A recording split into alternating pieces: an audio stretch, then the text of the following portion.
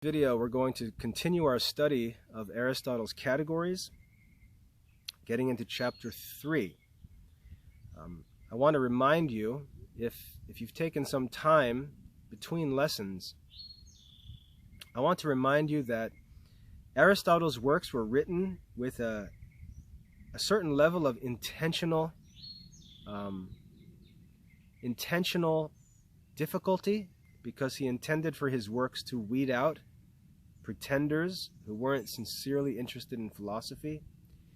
And so I advised you that the proper way to study Aristotle is in cycles, which is really how we study anything that's important and complex enough to fill, let's say, hundreds of pages, right? Whether it's a great book that we enjoy, a movie, as I used as an illustration in the second video, or a book like the Bible, which contains over 1,000 pages of divinely inspired content that obviously are not meant to be read once and set aside and said, oh, I'm finished with that. That's not how these books work. We're going to read through Aristotle, and if you want to master Aristotle, you're going to have to continue rereading Aristotle time and again throughout life. Okay, the purpose of this course is to guide students through their first reading of the works of Aristotle in reasoning, and in this course particular in categories and on interpretation. So let's get into chapter 3 of Aristotle's categories. Just to remind you, in chapter 2, Aristotle began to talk about the real subject of this book, which is things that are spoken. That's the subject of the art of reasoning. Things that are spoken, ideas, and the speaking of them. Okay? He said there are 4 different kinds of things that may be spoken. There are things that are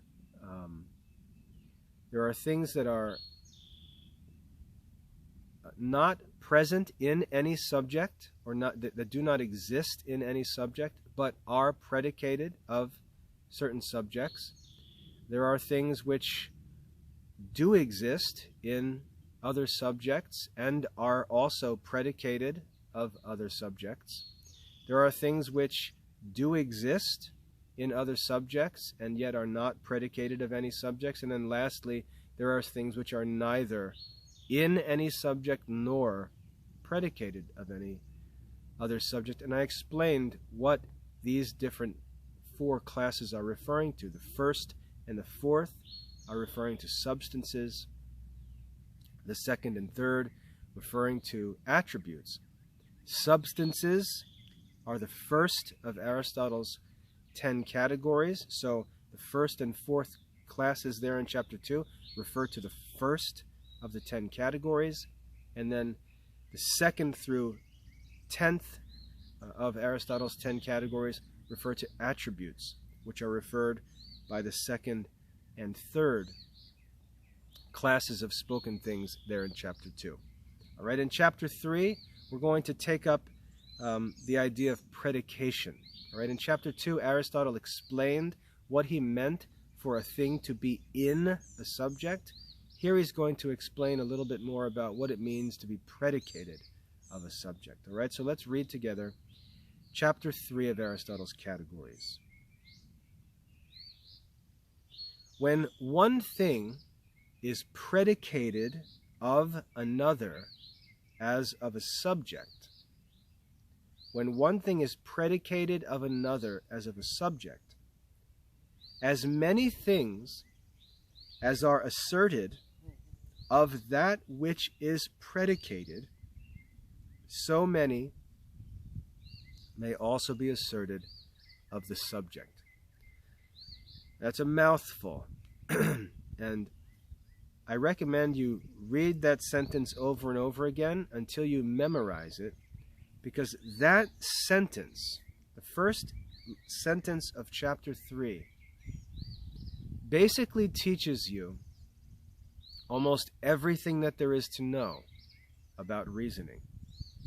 That sentence explains the faculty of reasoning and how reasoning works. It explains just about everything we're going to do as we study reasoning. When one thing is predicated of another as a subject. So let's take an example. Take an individual man, let's say Socrates. We'll make him the subject of this first sentence. We'll say, Socrates, the subject, is a man. That's our predicate, man. Okay, Socrates is a man. When one thing, man, is predicated of another as a subject, Socrates, as many things as are asserted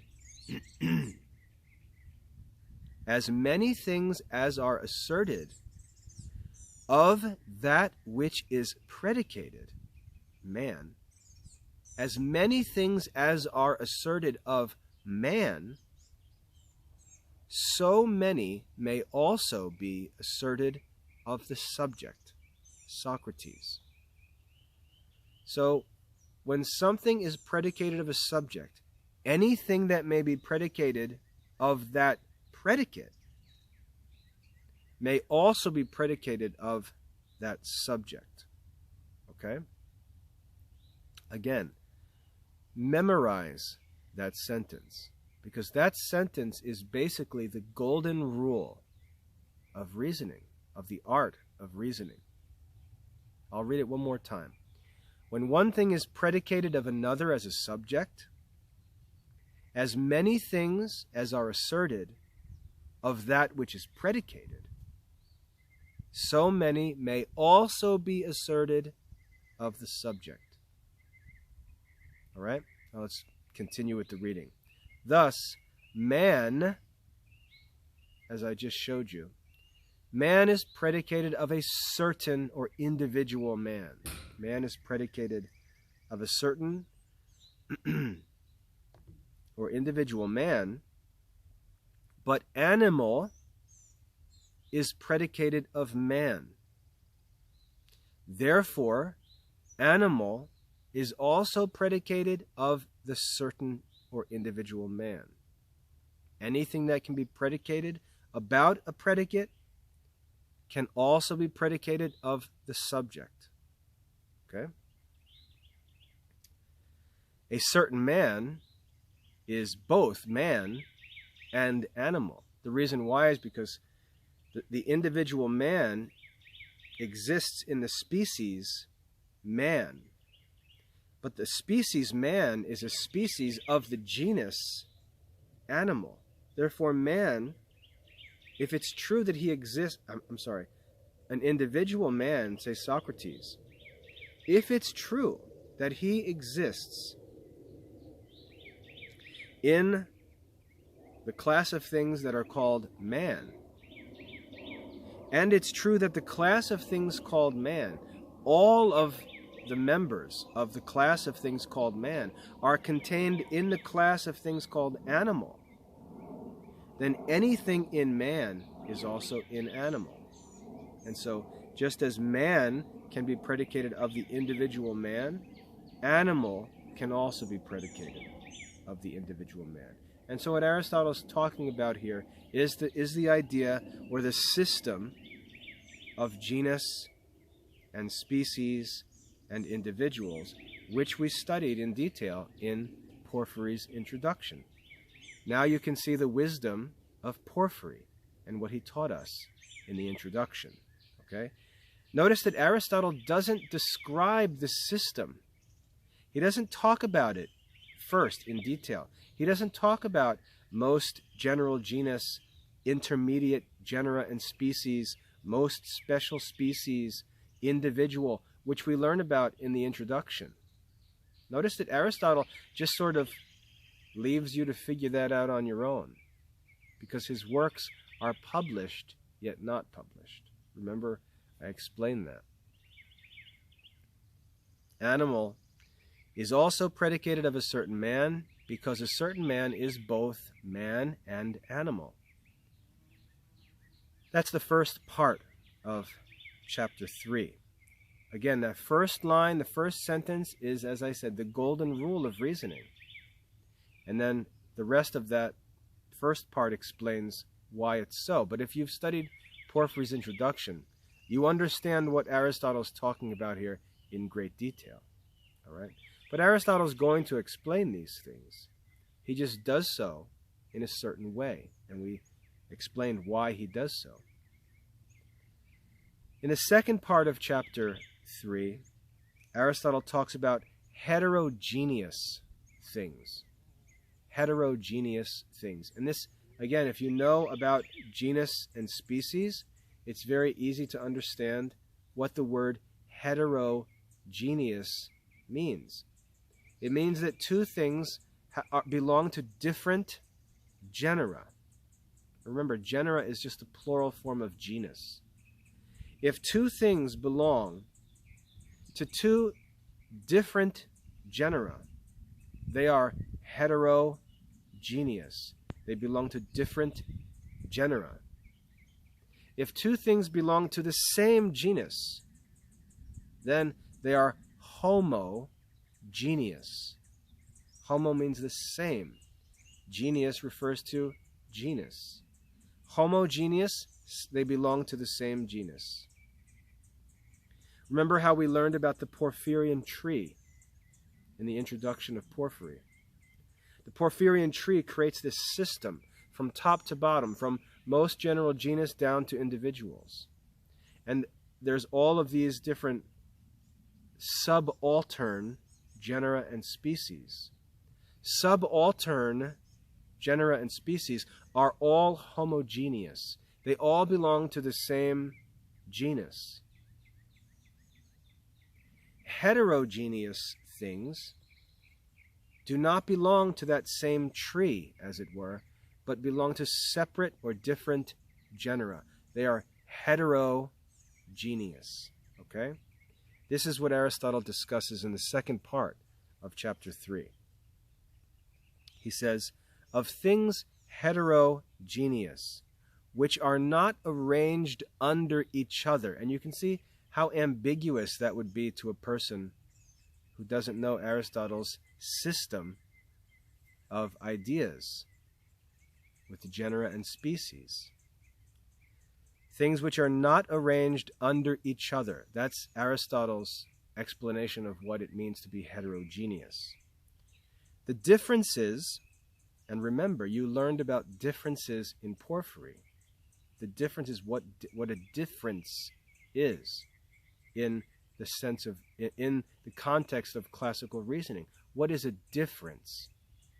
A difference is that which actually divides a genus into its natural species. A difference is a quality that divides a genus into species. So within one genus, let's say the genus is animal, there may be many different qualities of animals. But there's one quality that causes the class of things called animal to be divided into true species of animal. That quality that creates that division of species, that quality is a difference, okay? Or a specific difference, as we learned. For things that are heterogeneous, belonging to different genera, the differences are also difference in species. The differences are also difference in species. And I'll explain what he's talking about here in a minute. He gives us an example, as for instance, of animal and science. So if we were to take animal, animal belongs to a certain genus, and science belongs to a different genus. If we were to ask, what are the differences that divide animal into species? He gives us a few examples here.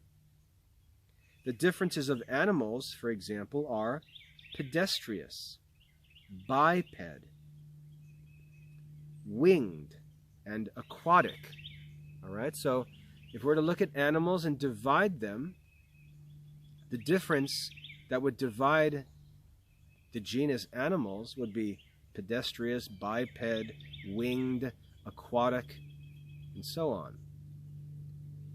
If we were to take the genus of things science, those differences would not apply to a different genus, to something that's heterogeneous. Those differences would not divide another genus. Okay? And so he says, none of these is the difference of science. Science does not differ from science in that one is biped and another is not. Of subaltern genera, however, now, when he says subaltern genera, if you studied Porphyry, you'll understand what that means. Subaltern genera are homogeneous. Subaltern genera are homogeneous. They are alternating genus and species that are under the same genus. They are subaltern. Okay? Of the subaltern genera, however, that is, of homogeneous things, nothing hinders, but there may be the same difference.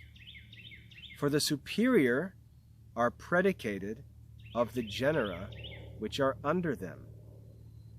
The superior are predicated of the genera under them, and this brings us back to the first sentence of this chapter, which I told you was the golden rule of reasoning. It's the whole point of Aristotle's system of genus and species. The arrangement of genera and species, it has nothing to do with the natural world. It has nothing to do with natural philosophy. This is where people misunderstand Aristotle's system of genus and species. He's not talking about a division of physical things in the natural world. He's talking about ideas. He's talking about spoken things. All right? Porphyry, understanding this, created the introduction, because you can imagine, you're sort of spoiled if you've studied Porphyry, because he kind of told you how the movie ends. But you could imagine a student working through this third chapter of Aristotle when he starts talking about heterogeneous things, things arranged under each other, subaltern genera. You would be thinking, what in the world is he talking about? So hopefully you gave good attention to Porphyry and learned carefully what he teaches, because that will make sense out of chapter 3 for you. Of subaltern genera, or homogeneous things, nothing hinders, but there may be the same difference, because the superior are predicated of the genera which are under them. Hence, as many differences as there are of that which is predicated, so many also will there be of the subject. As many differences as there are of that which is predicated, so many will there be of the subject. And to understand that last line, you just need to go back to the first sentence, because it's repeating it there. In the first sentence, Aristotle states his general principle of reasoning, that anything that can be predicated of a predicate can also be predicated of anything that predicate is spoken of, the subject. Okay? That's the golden rule of reasoning.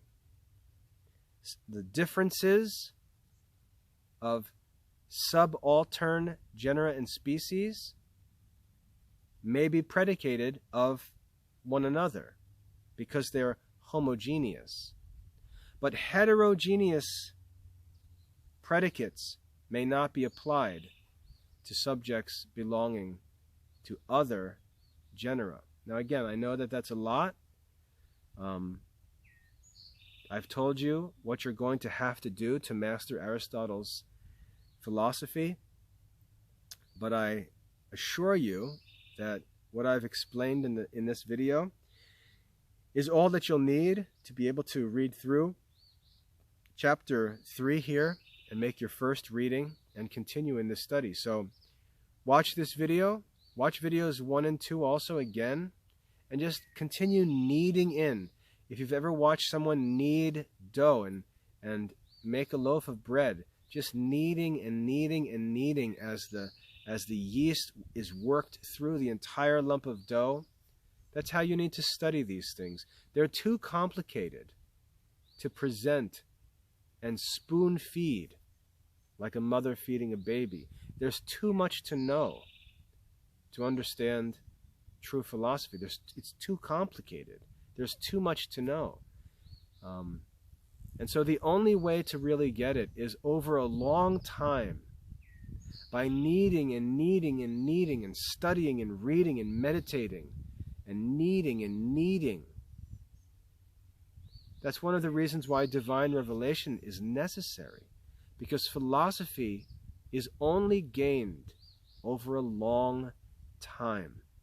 That was one of the criticisms of philosophy, was that it's so difficult to gain wisdom through philosophy that very, very few people in the entire world could come to know important truths through philosophical investigation, through reasoning and meditation. Very, very few people could know the truth, because philosophy takes a long time. It's just constantly kneading and kneading and kneading the information into our minds and giving ourselves time for our minds to put everything together and organize everything and figure out the meaning of this word and this sentence and this phrase, and to then go back and review with more understanding, because now we understand this point. That allows us to go back and understand better this point, and then that allows us to come through again with more understanding, and that process of cycling through the works of the great philosophers, kneading and kneading and kneading.